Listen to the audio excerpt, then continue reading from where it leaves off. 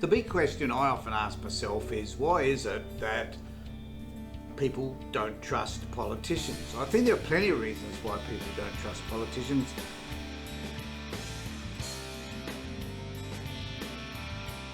And one of those reasons is because they lie to us, continually lie to us. I don't know where you're from, but here in Australia we have a bloke by the name of Scott Morrison, who is our Prime Minister, and he is known for the fact that he lies, distorts the truth, tells us things which simply he believes that we want to believe, or should believe, but don't believe because he is known as a liar.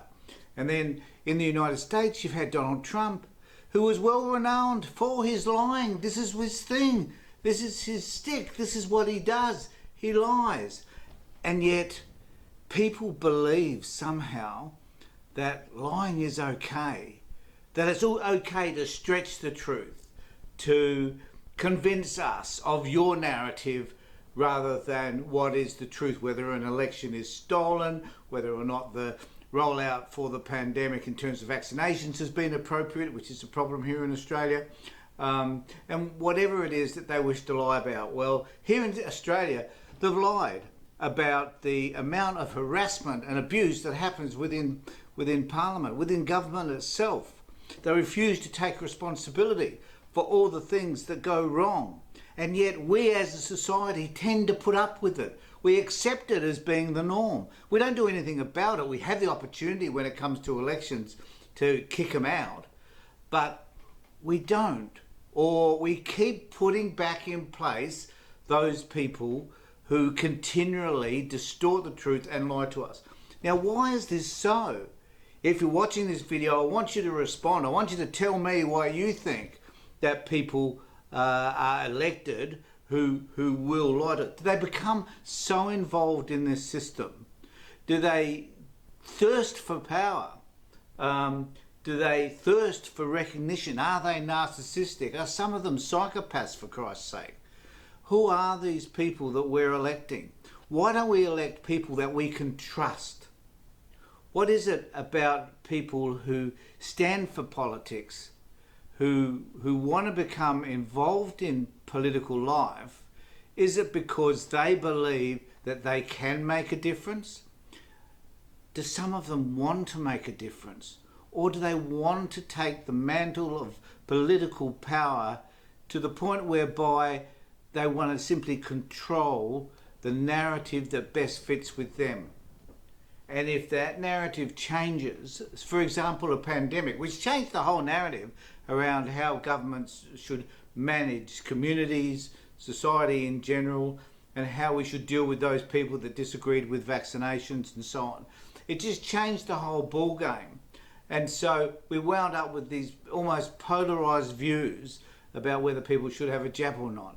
And that changes the environment, because immediately people start to think, oh, well, which side do I need to be on? Do I need to be on those people that are for being vaccinated? Do I believe in COVID in the first place? Do I take the position of conspiracy theorists? What do I do? And politicians have to choose a side. Here in Australia, we have chosen sides around this. There are people like George Christensen and Craig Kelly and others who have chosen to believe the conspiracy theorists.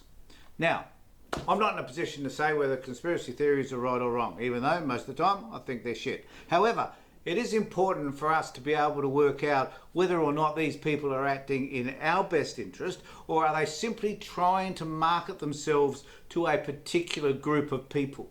Is this what they're really trying to do? So do they believe in what they're saying, or are they just trying to express views that settle nicely with other groups of people?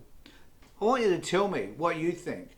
When you vote for somebody, what do you vote for? Do you vote for who that person is? Do you even know who that person is? I can guarantee you that 98% that live in the area where I live wouldn't even know who their local member was. Have never met him. Don't read anything about him. Don't know anything about him. All they know is that he belongs to a certain political party, and it is that party that they're going to vote for. They don't In this country, we vote for the party, the number of people that have the most seats, often win, well, not always, but often win Parliament, or they gather a group of other people together and they join a coalition, which happens here in our federal government. So those people are elected not because of who they are.